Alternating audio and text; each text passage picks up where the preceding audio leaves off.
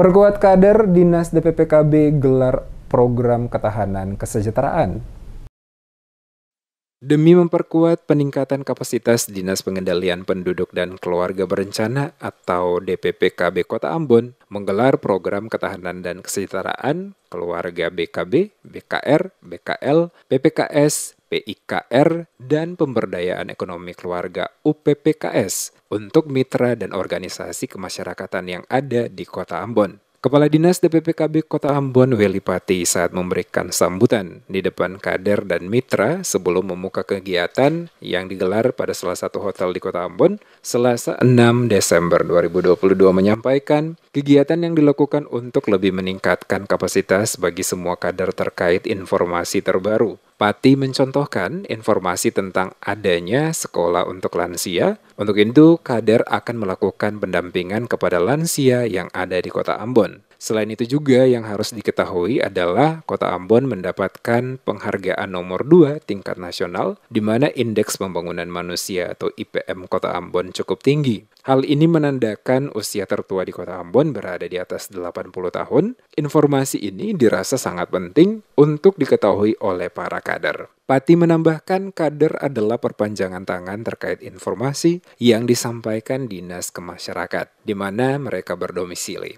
Oleh karena itu, dinas selalu ada dengan kader memberikan penguatan kapasitas, sehingga para kader lebih mahir lagi menjalankan fungsi dan peran di lingkungan masyarakat. Dalam kesempatan itu, dirinya juga memberikan apresiasi kepada kader BKB, di mana selalu mendapat perhatian penuh dari Ketua Tim Penggerak PKK. Karena mereka dinilai sangat luar biasa, di mana peran mereka sangat penting dalam melakukan pendampingan bersama dengan orang tua maupun guru PAUD demi kelangsungan masa depan anak di masa mendatang. Ini ketemu lakukan di satu tempat untuk 5 kecamatan, yaitu peningkatan kapasitas bagi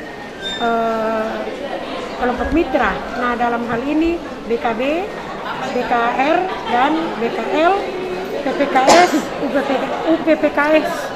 Nah, Caturbina ditambah dengan PPKS, Pusat Pelayanan Keluarga Sejahtera. Kita melakukan ini untuk penguatan kapasitas bagi semua kader-kader. Karena ada informasi baru yang perlu kita sampaikan kepada kader-kader ini dalam pelaksanaan mereka punya tugas masing-masing. Karena kita kasih contoh seperti tadi lansia tuh, kader lansia. Perlu dipahami untuk mereka tahu bahwa ke depan itu ada sekolah lansia. Sehingga dengan demikian mereka akan terus melakukan pendampingan untuk lansia-lansia yang ada. Karena angka harapan hidup kan sudah lebih tinggi kan, 80 tadi sudah dikatakan. Kemudian juga remaja-remaja. Makanya penguatan kapasitas ini kita lakukan untuk kader-kader.